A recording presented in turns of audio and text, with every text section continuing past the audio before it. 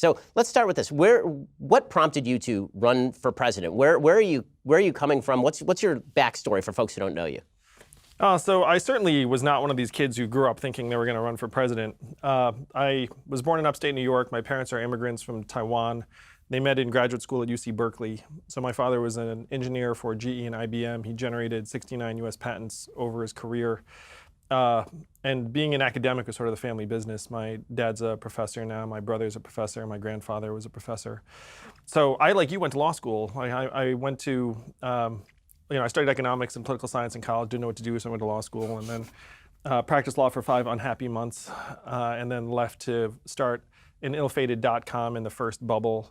But then I'd been bitten by the bug and said, this is much better than being an unhappy lawyer. And so I worked at a healthcare software company, and then I became the head of an education company that grew to become #1 in the US and was acquired by a public company in 2009.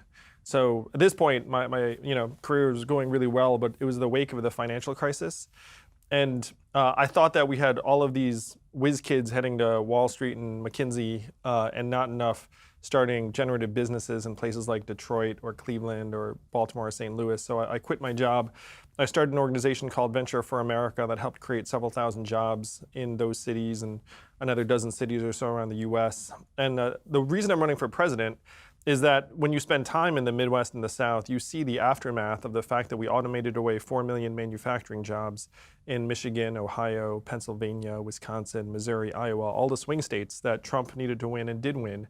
And so I'm running for president to wake up America to the fact that it is not immigrants that are causing economic problems. It is the fact that we're going through the greatest economic and technological transformation in the history of the country. It's called the Fourth Industrial Revolution, and we need to progress to the next stage of capitalism in order for our country to prosper in an age where artificial intelligence and self-driving cars and trucks will become real. Now, you talk a lot in the book, The War on Normal People, about these people who are in the middle of the country and whose talents are sort of being left behind, their jobs are sort of being left behind. Do you think that the Democratic Party has properly spoken to a lot of those people? There's a feeling that President Trump won specifically because the Democratic Party largely forgot about those folks.